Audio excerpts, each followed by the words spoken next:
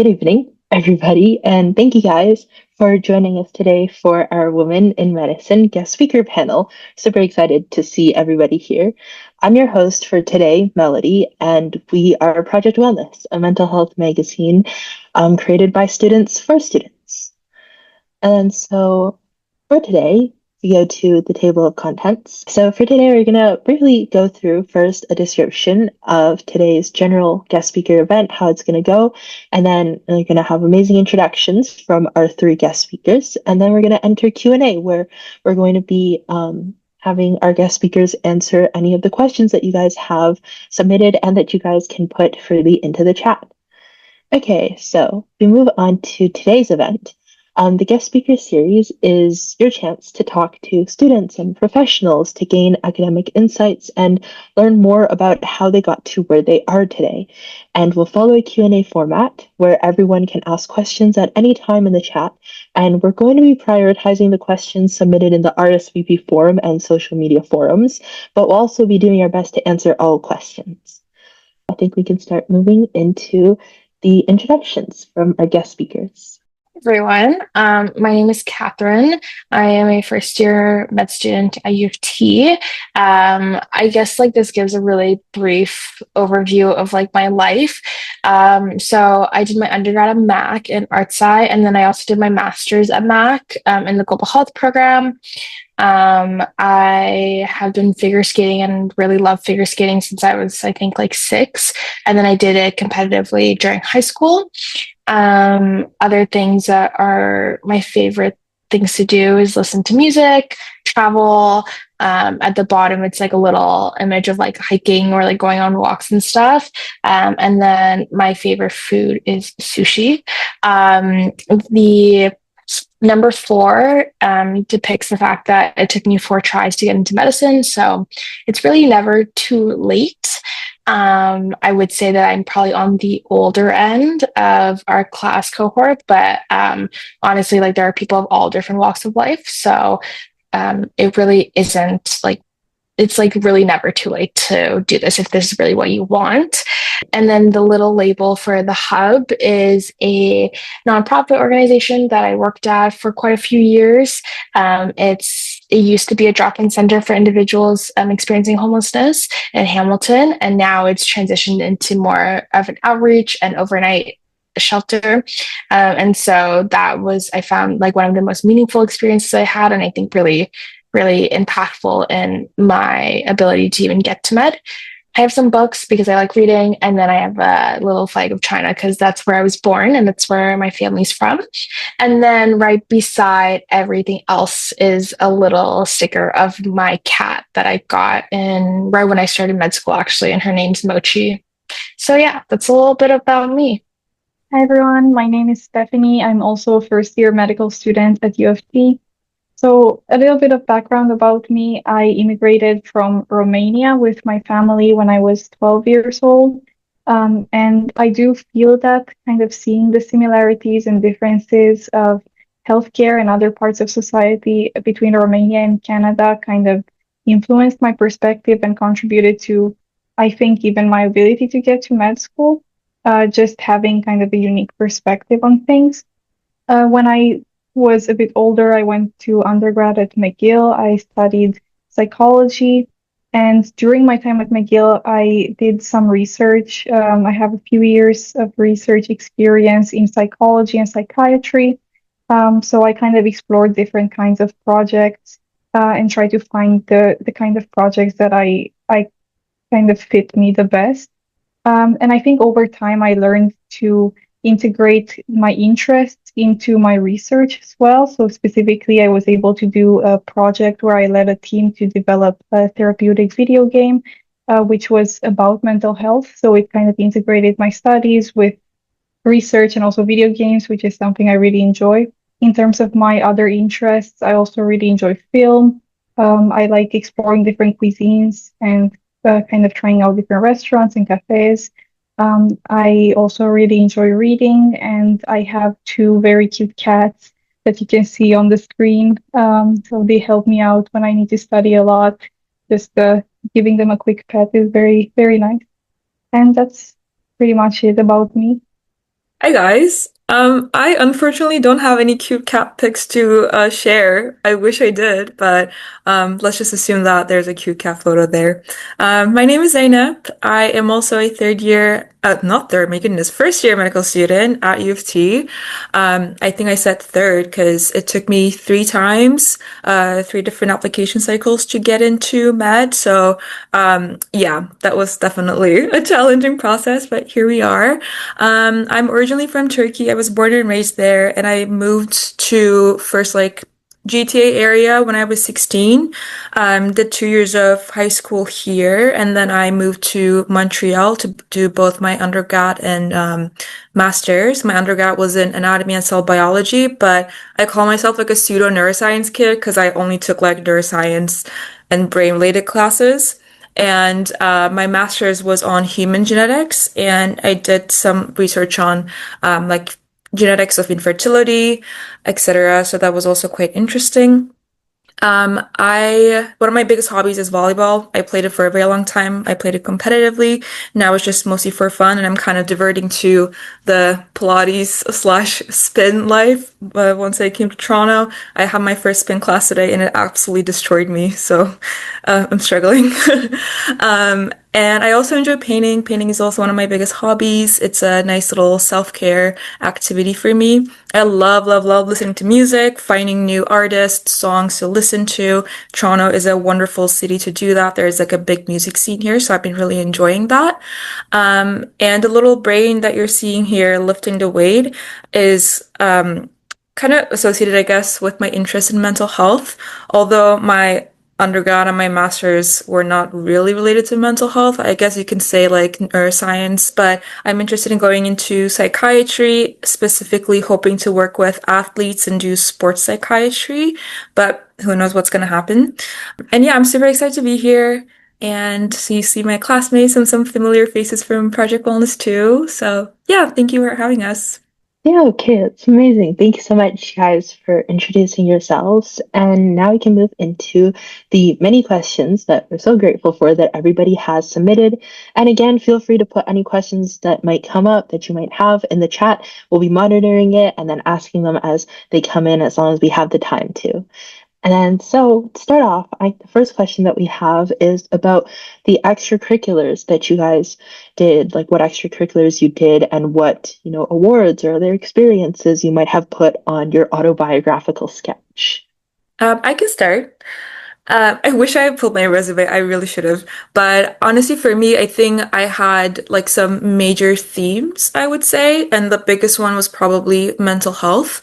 So I was actually a part of Project Wellness for a very long time. And that was probably one of my most influential extracurriculars for like my personal growth, the things that I observed, people that I worked with, and like working in an online environment definitely provided a lot of like perspective. So I think that was definitely one of my biggest ones. And kind of related to that in the mental health realm, I also did a lot of peer supporting. So we would have like one-on-one sessions with students, listen to their issues, a lot of like active listening, sometimes like crisis response as well. If a student was feeling like or having suicidal ideations, we would de-escalate that. So that was also another big one for me because I did that for about like 3 to 4 years. And then I kind of transitioned into providing active listening training to people. So I did that for 2 years and that was a big one for me too. But I also included a lot of hobbies in my application. So I did talk about like painting, for example. I talked about volleyball, both from like a competitive lens, but also how it's like something I do now to connect with my community and also just for my physical health and mental health as well. And I also like beyond just like sports and arts, I also included something that's like yogurt making, for example. And like I mentioned, I'm Turkish, so I kind of framed it as like again for my mental health, for like self-care, but also reconnecting with my culture as I'm thousands of miles away from home and all of my family is still in Turkey. So I kind of described it as being able to reconnect with my culture through this just like simple task that is not only like nutritious and delicious, but also a way of just like feeling more Turkish in Canada, I guess. I would say like were the main things. I did talk about my immigration experience. mostly because like I kind of did it on my own. I didn't have any family here, like I mentioned, so that was a massive learning curve for me. Doing everything kind of on your own as a 16-year-old is definitely difficult. So that was also a major theme for me. But yeah, I would say those were the general things on my application.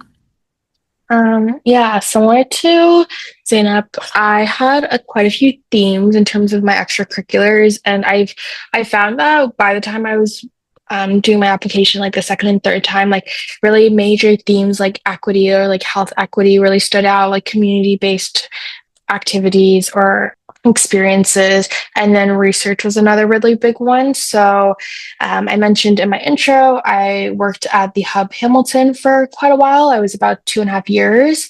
I started off as like a volunteer and then worked my way up to coordinator. And then that I think gave me a lot of opportunity to see like a lot of perspectives. Like one example is that like responding to overdoses or having to de-escalate different conflicts, like having to like help people like figure out like shelter space situations. I think that was able to really help solidify my desire to want to improve health equity, as well as like it really gave like a driving force in a lot of my application for like why I'm doing what I'm doing. And I think that also echoes a lot of the other stuff I've done, which was I was on like I was my faculty's representative during undergrad on the student union board. I like facilitated a community reproductive health education program during COVID. Like all of those themes kind of come together to really highlight this idea of like really caring for my community and really caring for health equity. And then the research part was another thing. Is I've been doing research since first year. It's all like very different type of research, but the theme of research really like stood out, I would say. And it's not necessarily to say that like you need research to get into medicine. That's really not it. But I think being able to demonstrate that you have like this active desire to like critically engage with the world, I think is the important part. So whether that's through advocacy or research, like it doesn't really matter. I think they just really care for the fact that you like are thinking a little bit more about what's going on in the world, basically. And so yeah, I did a master's and I did a research-based master's, and then I worked at the Global Health Institute at York University for 2 years full time after that, before getting into med. And so I think that was also a pretty strong theme throughout. And then similarly, I had a lot of hobbies on it. So I put figure skating because I had done it up until basically I finished my master's. I was on my university team as well. And then I also put a couple other smaller hobbies. And then I would say like awards weren't like a really big theme for me. I didn't really have a lot of like strong awards in comparison to a lot of other applicants, I would say. But there were like some like unique awards. Like when I went to India for my master's, we got an award there for our research. So like putting those small things just to like really re-emphasize the themes that I already mentioned, I think was helpful. But I wouldn't say like awards are like a be all end all. I think only put it if it actually adds to your application. I would say for me, I agree with what Zeynep and Catherine are talking about having themes in your application. For me, my themes were also kind of revolving around mental health pretty much, as it kind of matches my degree in psychology. I would say something I found was helpful was having a couple of experiences that were more major in my life or in my pre-medical school life, and these I could expand on more in essays or in when preparing for interviews. So for me, that was the game development project, and also I worked for 2 years at the 988 suicide crisis helpline. So kind of having these two experiences I try to emphasize the qualities that the medical school is looking for. So things like leadership in the game development project, like showing empathy and good communication through the 988 work, and similar themes about equity and health promotion. And also, yes, just kind of using the space in the ABS and in the application to match kind of your experiences with what the medical school is looking for. I think that was something I focused on in my application. And one other small piece of advice I would say is my perspective was to kind of add everything that I have done in my application. So even if it was a small award or a small experience, I thought, why not add it? The worst it can be is that it does not add to my application, but I don't think there was a possibility for it to subtract from my application. So while I agree quality is more important than quantity, I would say just add whatever you have done before because you put time into it and it was probably something at least a little bit meaningful. Yeah, that's amazing. I think we can really see that, having themes in your application is important, but also not really losing any aspects of yourself or your personal hobbies, and then being able to tie that all together with what the universities are looking for. I think that's super cool. That sounds amazing. And I similarly in line to that with the applications. We also know that we have to approach profs or other people for references. Is there any advice, or could you talk about how you guys went about approaching profs specifically for reference letters or references in general? I would say like that was the one thing I like was not expecting in terms of a like the full burden of asking the same people over and over and over again.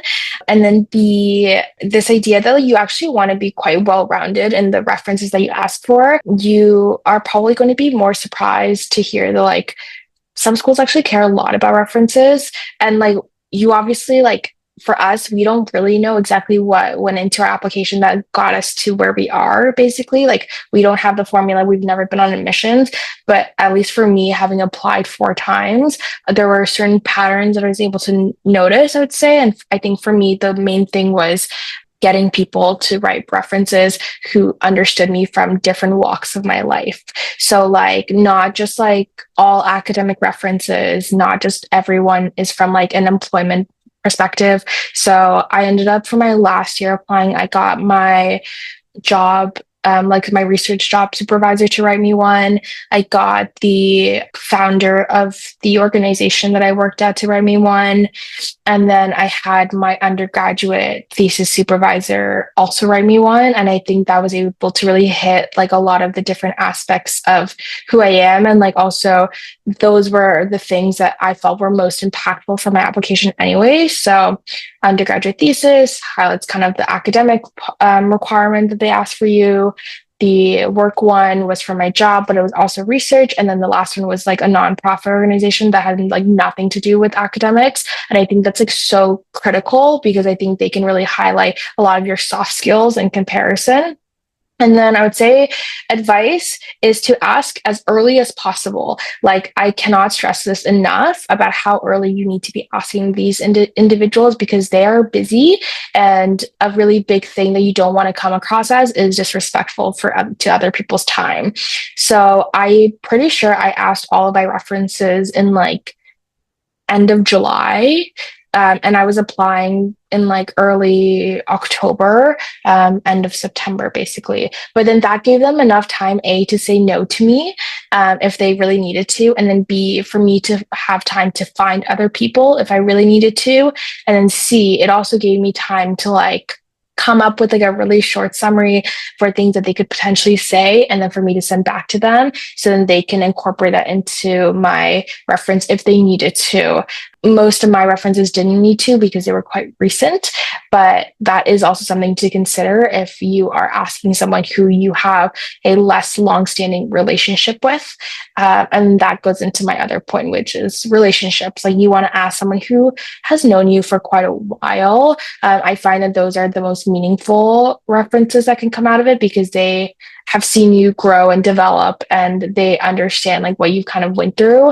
And I think those come off as like the most personable when like an admissions person is reading it. But this is all like circumstantial, like speculative information as well.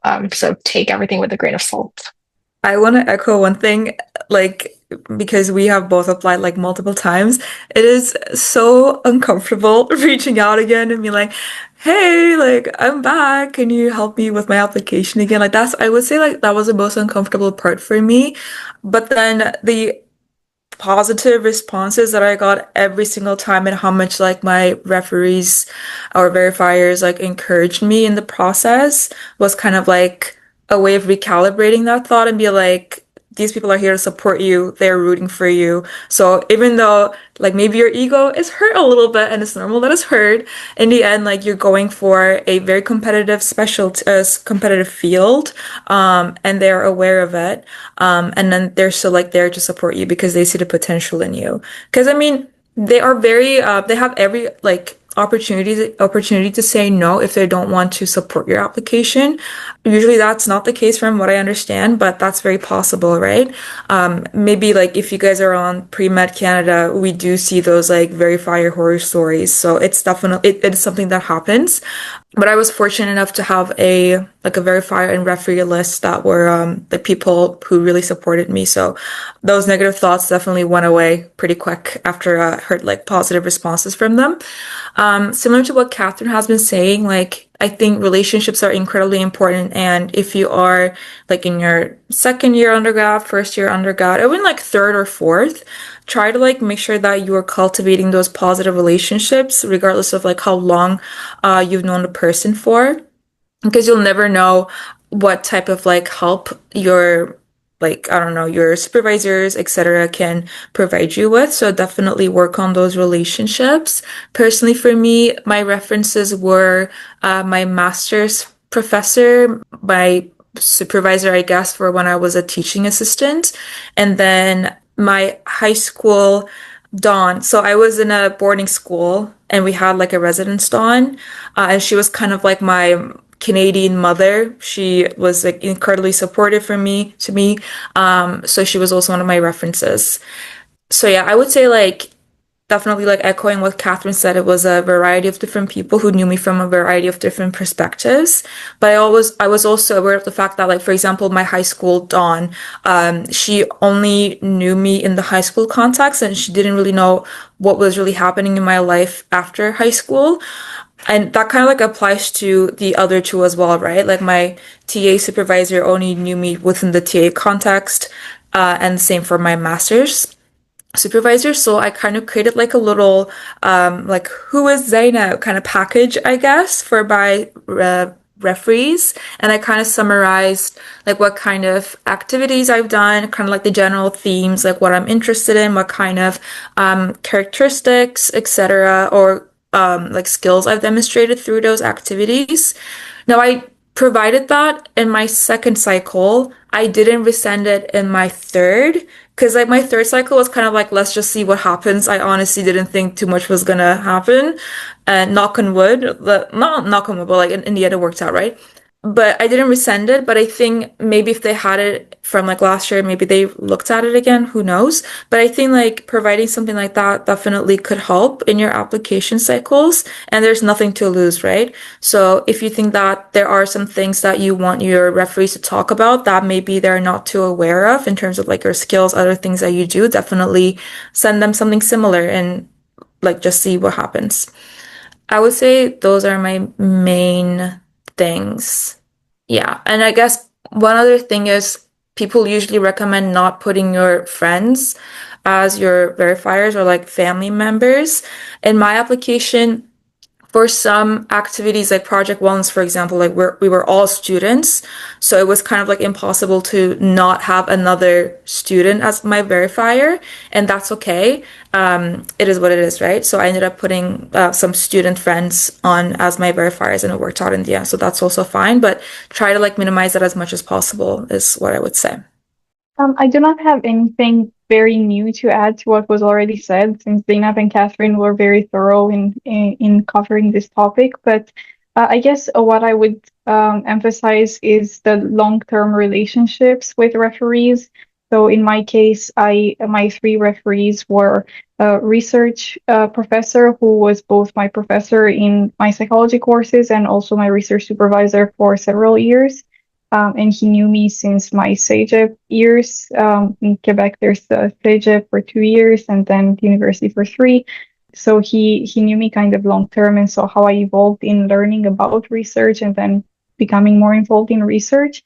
And then I also had my second major research supervisor, who was also my employer. So she saw me in kind of different contexts and also in the game development aspect. And the third one was my employer from 988, who was again out like was mentioned, somebody who is outside of academia, who can speak to my soft skills and to other parts of me as a person, not a student necessarily. Yeah, I think that's some really, really amazing advice. That's like above and beyond what people are asking. But I think that that's really helpful to know, not just, how to ask like for references, but also how to go about this whole process of planning when to ask and, who to ask and whatnot. So I think that's really cool advice. I think this is one of our like last questions that are related to the application process, but more so I'm asking in your undergrad, how many clubs did you join or how often did you study? How were you able to balance all of those extracurriculars and also stay on top of academics and also preparing for med school and maybe the MCAT and whatnot? How are you guys able to cover all of that? I can go. And Stephanie, maybe you'll agree with this, maybe you won't, but holy, like McGill undergrad was something for sure. Like it was difficult in all honesty. And I definitely struggled during my undergrad with balancing everything. And like I'm assuming it's the same for a lot of programs, but sometimes I was taking courses that I was really not interested in. And I'm someone who really struggles in those sorts of situations. If I can't enjoy what I'm learning, I just have a very difficult time really studying, which is one thing, but also retaining that information. So there were moments where undergrad was like quite difficult for me, and that was probably the case in first and second years when I didn't have too much like space to pick electives and whatnot. And then obviously COVID was another factor. My third year was fully online. And that was another experience. I'm not really going to talk about that because that was just like a completely different circumstance. But then in my fourth year, when I was finally able to pick courses that I really enjoyed, one of them was psychiatry. It was, I think, intro to neurobiology of like psychiatric conditions or something like that. That's the class that I actually ended up TAing for afterwards. Like courses like that where I was actually really interested in, I had no issue studying. I would even like go to class, not take any notes, just like sit down and listen to the prof the whole time. And that was very helpful for me. And that also helped me with just like retaining information a lot during the class. But then I would also like after class, either like the same day or the day after, go back to the recording, rewatch it in like a higher speed, maybe like 1.5 or 2 times speed, and then make Anki. So Anki, if you guys don't know, is this like flashcard software.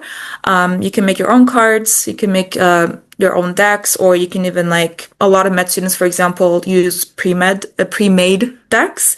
But for that psychiatry course, for example, I was making my own cards, and that was really helpful for me. So I know this question is not about study strategies necessarily, but if you are someone who's maybe struggling with retaining information, or maybe you like struggle with studying like continuously, going back to the same materials, or just like writing notes over and over again, I highly recommend trying flashcards, either like physical ones or you can make your own on Anki as well. That to me was like game changer, and it really helped with my GPA in my final years as well. And in terms of extracurriculars, one of my biggest, I guess, things I advocate for slash my biggest advice is do things that you're passionate about, and don't look at other pre-meds who are volunteering at the hospital or whatever other like typical pre-med activities there are. When you do things that you're passionate about, you're one like more likely to excel in them and have even like bigger and bigger roles, I guess, kind of like climb up the ladder, as they say. But also because you're passionate about it, you're gonna write a more impactful like essay, for example, or better connect with your colleagues, your supervisors who might end up being your referees, right? So that would be my biggest advice. Because also when you're doing things that you're passionate about, it doesn't feel like you are sparing time out of your very busy schedule to go and do something towards your application. Instead, like you're kind of enjoying your time. It's also a form of self-care. So I was like lucky to have like initiatives, projects like that were a part of my extracurricular. So doing the peer support thing was one of them. Providing like active listening training was another. Project wellness was definitely one of them too. So I would say when you're doing things you're passionate about, if it doesn't feel like a hurdle, it just feels like self-care. Time management is going to look different for everyone. I'm not someone who can just like sit down and absorb like all the information that I'm being taught in lectures. It takes time for me. If you're one of those people, good for you. And I guess you would have more time in your hands to spare for like extracurriculars or anything that you're passionate about.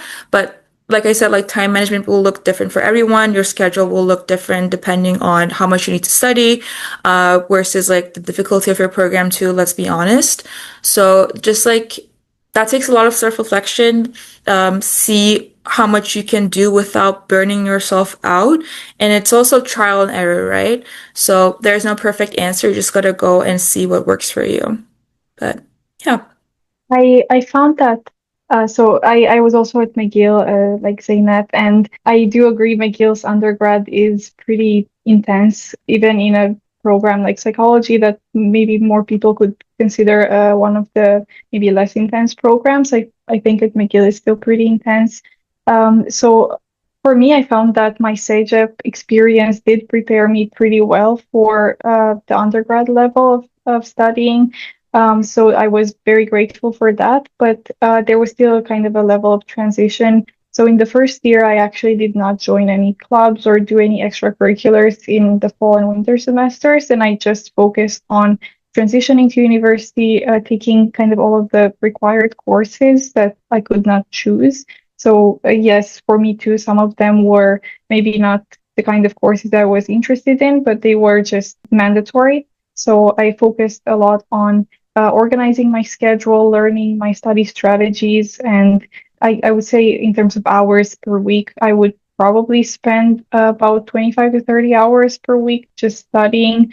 And I don't include going to lecture into that. So it was like pretty intense. And then I did start doing extracurriculars, or maybe people wouldn't call that, but just research. I focused a lot on research after starting with the summer after first year.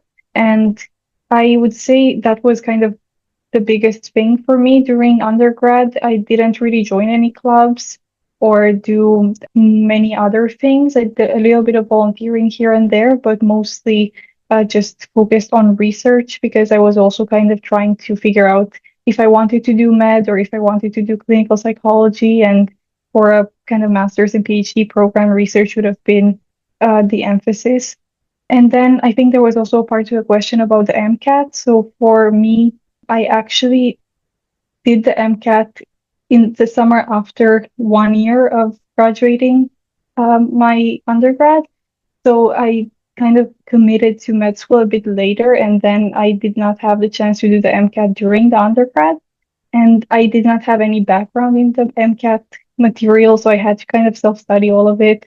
So yeah, for me, I think I took about like 8 months to study for it, and just gradually building up my resilience or my ability to study for longer and longer every day.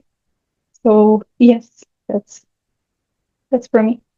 I was a little different in terms of like I was a Mac and I was an Arts Eye, and Arts Eye is a very demanding undergrad as well, which was also to my surprise when I went in. It was really, really demanding, especially the first 2 years. And so, similar to Steph, I didn't really do any extracurriculars in my first year. I think I was a part of one club. And then by second year, when I actually got like a better like handle, like what was going on, I started doing more clubs. And I would say that like sometimes there were times where like I wasn't even really sure what I was interested in. So I took on the perspective of just putting myself out there and saying yes to different opportunities and seeing what landed basically. And so I was a part of like a service that like hosted the teaching award ceremonies every year. And then that I actually ended up really enjoying. So then I ended up being coordinator for that. In my third year, similarly, I like TA'd like stats, and like I'm not like the biggest like stats person, but it was one of those like I'm gonna try and like get this experience when I can. And like, yeah, I enjoyed the course enough to feel competent enough to TA it. So it was a lot less of like me knowing exactly the direction or like what exactly I was extremely interested in from the get-go, and much more of just like try everything out and see what lands and see what makes sense for me, which I think a lot of people may also experience as well, as like not knowing exactly what you're passionate about, but willing to give everything a try. And I think that also is really important. And I think that also adds to your story, whatever your story is when applying. In terms of studying, I was studying a lot in first and second year in particular, like a lot. I was like usually at the library until like 12 a.m. sometimes. And then I was also balancing that with the extracurriculars. And then there was a certain point where I was like doing like 2 part-time jobs at the same time. It was a lot. And I will say, like, the most important thing is just to know yourself and know when you've burnt out, and then taking breaks when that's most applicable. Obviously, no one can really dictate when you personally feel burned out. So this whole notion of like needing to like balance your time and stuff like that, it looks different for everyone. So it's more so like a gauge of how you feel. And then I would say that like for me, I took the MCAT 3 times, and twice was during undergrad, and that was during the summer. And so for those 2 summers, I was doing research, but it was like not very strenuous research. It was work from home, and it wasn't like really going in every day to do basic lab research. And then the last time I did my MCAT was between my master's and my first gap year. And that I would not recommend, because I was also defending my thesis and starting a full-time job at that time. So I would not recommend doing that in terms of balancing everything. But yeah, I would say overall, it's very much like knowing yourself, knowing what your limit is, and then also just like giving everything a try if you don't really know what you enjoy. I think that's all really good advice, especially because it like things can differ, right, person to person, and it's kind of nice to be able to hear about everybody's different experiences, as I'm sure many of the attendees are, figuring out what works for them. I think that a lot of the questions that remain now kind of pertain to life in like the MD program and balancing mental health and whatnot. And I think the first question about that is like how difficult was your MD experience, especially compared to your undergraduate education or other experiences that you have had? I would say, and it still baffles me that this is my reality. Obviously, it's like different for everyone, but I would argue that at least U of T Med is a lot more chill than McGill undergrad. And I'm saying McGill because that's the only undergrad I've experienced. Obviously, it will be different for different undergrad programs. But for me, this is the least anxious I've been in my life, I would say. Mostly because like there's a sense of comfort that comes with like knowing where your life is going in terms of your career. That's such a relief. But on top of that, you're learning things that you are now more interested in. And like your learning is not only limited to writing tests. We actually get the chance to like go and talk to patients early on, and we practice clinical skills, and we also learn about like different diseases, etc. through cases, which is also quite interesting. So we're not always in like a massive lecture hall with like 300 people just learning. It's like small groups, and then again like hospital learning, etc. But on top of that, like it's so interesting how again it will be different for different programs, but for U of T there's also a lot of emphasis on like learner health, learner just like wellness in general, and also kind of being self-aware and reflective as learners. So we fully have a course dedicated to reflections, is what I would say. It's called a portfolio, where it's like we're in smaller groups, and then we discuss like our experiences, mostly in like hospital, what we observed, what we thought about it, how it made us feel, etc. all towards like working towards building ourselves as physicians, I would say. So it's a very different learning environment. It kind of like feels like summer camp sometimes to me in this horrible winter weather. But I've been personally like really enjoying it. I think people are all super interesting people coming from various different backgrounds. So, but we're all like like-minded in a variety of different ways too. So it's nice to be in an environment where like we are all working towards the same goal. We're all ambitious people, but we're always like also there to support one another. It doesn't feel like there's too much competition anymore. At least again, this is all like my personal experience. Maybe like the competition will hit harder once we get to clerkship and once we kind of like figure out what kind of specialties we want to go into. But so far, it's been quite fun. We do have quite a bit of extra time in our hands to do like extracurriculars. For example, one big thing that we have at U of T that's going on right now is a musical called Daffy. So people get to spend like hours preparing for it. This week, like the participants were exempt from some of our classes, for example. So there's a lot of time for you to participate in those sorts of things, and the faculty and admin is also supportive of those side hustles, I guess, or like extracurriculars, etc. So it feels quite balanced. Obviously, like again, it will depend on who you are as a person, what your ambitions are. Personally, for me, I kind of know or knew from the get-go that I wasn't going to do anything surgery related. So a lot of the competitive specialties are kind of like out of the picture frame for me. So what that means that I might not necessarily need to be too much of a quote unquote gunner as some of my classmates might need to if they're going for like plastic surgery, ophthalmology, etc., like the more competitive specialties. And I know like some people are a lot busier than I am in terms of like their extracurriculars, research, conferences, etc. So it will depend on like what you want out of your medical education, what you want to do in the future, but also how much you want to balance like your studies with your social life. I would say like maybe right now because it's first year, I am putting a big emphasis on my social life. So I'm going out with friends, I'm going to restaurants, or just like having chill hangouts with friends, etc. And that has been very healing for me too, because like personally I was very, very anxious going before getting into medicine. So kind of forming those relationships with people who will be my colleagues for a lifetime essentially is also a very valuable part of medicine and medical education. So all that is to say, for me, med school has been incredibly enjoyable with wonderful people, and I'm excited to see what else it brings to my life.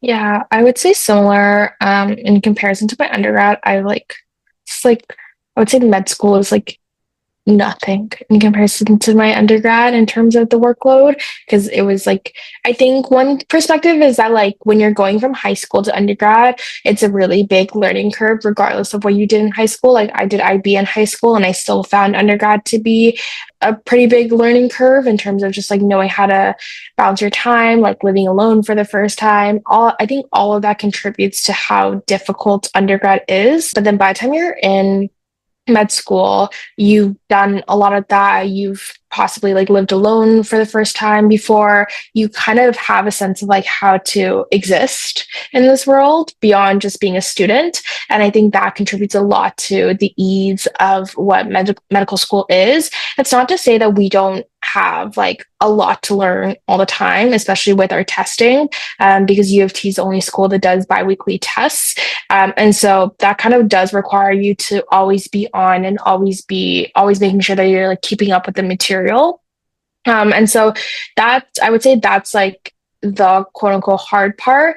But I've also said this with other people is that like it's busy, but it's not because it's academically busy. Like if I spend all of my time in my day just studying, it would be fine. And like I'd have a lot of time to study, but it's the fact that like as med students, all of us come in knowing that we want to be a part of different clubs, knowing that we have different ambitions, knowing that we have different passions. And so it's being able to really find a balance between all of those that I find makes med school busy. But it's busy in a way that like you really like know that like you're like nurturing the part of like your future life. I like academically, I would not say it's as busy as undergrad, but I think there's a lot of like contextual factors that really contribute to why it feels that way.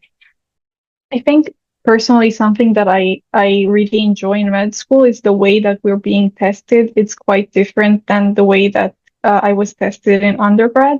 So for example, in one of my courses in undergrad, I had to memorize sometimes the exact wording of how my professor was saying things because he would ask even questions about the title of his presentations or exactly the way that something was phrased in a research paper that was in our course. So it was very memorization heavy in some parts and kind of niche material that you wouldn't know what you're supposed to know. But in med school, I find, especially as we're moving along and becoming more clinically focused, you kind of know how to study the material and what are parts of the material that are more detail than you need to know, but just there for context, and so you can be placed into the topic. And I think that makes studying much more straightforward, and it makes it take less time and more enjoyable too. And I agree with what Zeynep was saying that also learning, kind of having all of the material be things that we are interested in, since we want to go into the career of being doctors. That makes also studying a much better experience.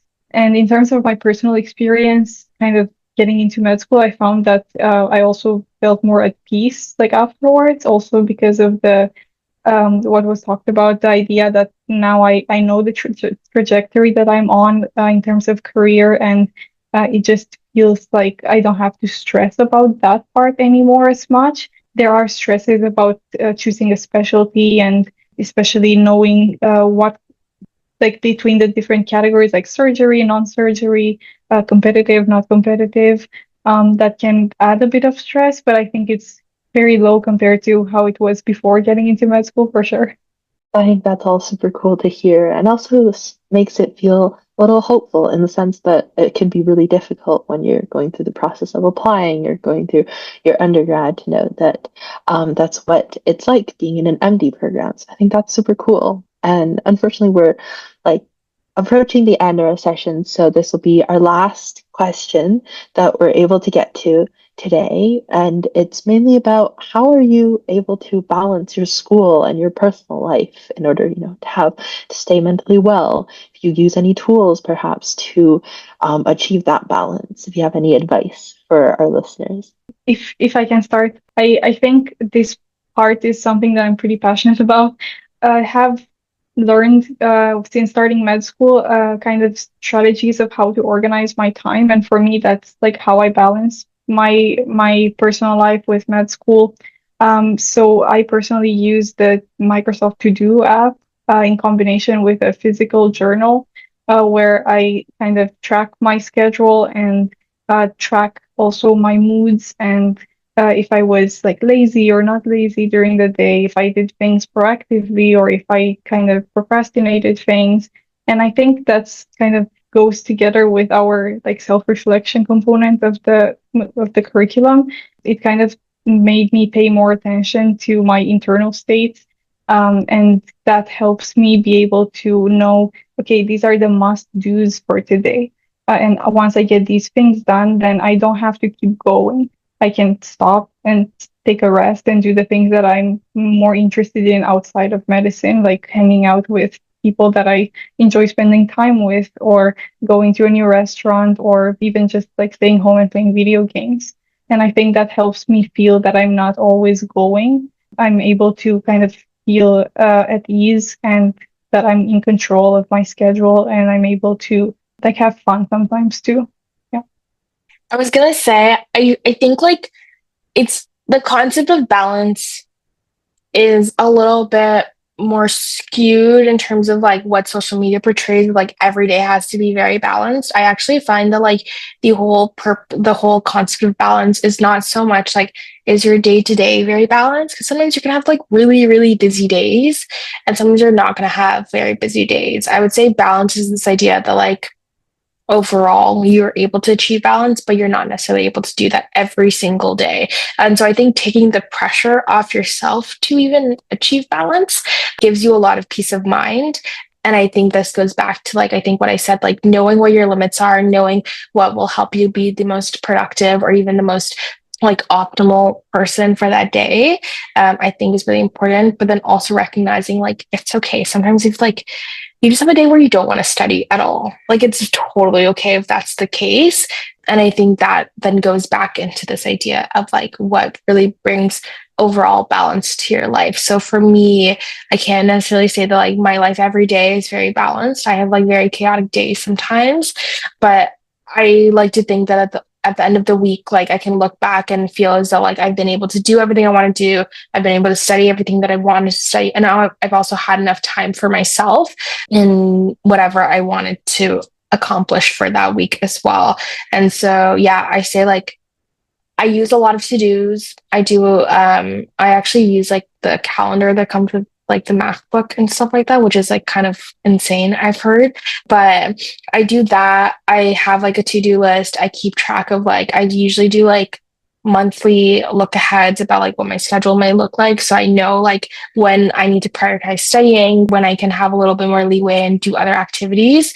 And I think that's a really great way of doing it. So rather than like doing like a day by day thing, which I think is very helpful, also doing like a week by week as well as like month by month, just so you have a better understanding of like what the bigger picture is as well. So that's like how I kind of structure my day to day. And then I think my last point I wanted to add is this idea of like really like filling in time with hobbies that you want to do. That's like a really wonderful way to decompress. And so whether that's skating for me, or whether that's reading, or like even like small travels, which some people have been able to do, I think that that's like a really great way to break up your week as well, and also give you opportunities and outlets to alleviate any of the stress that you may have from the week. And I think that really contributes to this whole concept of balance. I'm actually glad that I'm going last because I'm just realizing how horrible I'm at time management right now. I'm definitely not as organized as these two. I think, and this is something I need to work on, like I'm fully aware of it. A lot of times I find out about some deadlines through like our class group chat. Somebody says, oh, like, remember, this is due in 5 days. I'm like, great. Like, thank you for sharing that because I didn't know. So that's something that I definitely need to work on. But in terms of just like balancing my social life and medicine, I think one thing that helps me is having like group studies, for example, because it's like sometimes 70% studying, 30% like gapping, and that kind of satisfies me in terms of getting stuff done, but also having the opportunity to socialize with my classmates, especially because I do live alone. So it's nice to have those like little times in a day where I can be with my classmates while still doing some productive stuff. But I'm also, I think, maybe on like a self-care arc in my life right now. I do a lot of things that make me happy in my life, and music personally has been a big one for me. I'm really making use of the music scene in Toronto, so like going to different shows, discovering different artists, DJs, etc. So that has been a big part of my social life. I do know, and I'm fully aware that at some point I will need to shift gears towards more like proper studying, getting my schedule organized, etc. But I think it just like shows that different people will have different priorities and different needs. For me right now, this is what I need for my soul and my overall like well-being, I think. And the way that things are going, yes, sometimes it's messy. Sometimes I have to check the group chat to find out about deadlines. But overall, like I'm still feeling very like grounded and happy with how things are going. So yeah, it's just like everything in moderation and kind of like that self-awareness is just like important in terms of balancing your social life with your studying in medical school is what I would say. I also want to add one last thing, kind of like going back to the last question. Keep in mind that we're all U of T students, so our experience is only around U of T. I know that from my friends in Western and TMU, for example, they are, their schedule is a lot different. and it's a lot more, I think, a lot busier than ours, mostly because of how the program is structured. Like TMU, I believe, has homeworks, for example, that we don't really do. Western has big exams that cover a lot of material, whereas I think Catherine, as said, we only have like exams every 2 weeks, so it's less material for us to cover, meaning you don't have to sit down and like memorize a whole bunch of different concepts every day. Well, you do, but it's like the volume is smaller, is what I'm trying to say. So take everything that we're saying within context. This is all U of T related. And if you want to find out about other universities, definitely reach out to people, see what their experiences are like, because that will be very useful to do. Yeah, thanks so much to all of you guys for the amazing answers. And it's really nice to be able to see the like diversity and how everybody goes about different things, despite you guys all being first year MD students at U of T. So I think that's super cool. And to our attendees, unfortunately, we don't have any more time today. And I'm sorry that we couldn't get to all the questions, but I think it was amazing that we were able to get through so many of them. Can't keep everybody here for too long. But thank you again so much to Catherine, Stephanie, and Zeynep for joining us tonight, and to everybody here. And yeah, keep your eyes out for a recording. We'll be having more info up on our Instagram and whatnot for tonight's event, so you'll be able to find that on our YouTube channel. And yeah, thank you everybody for joining us tonight, and we hope that you have a nice evening.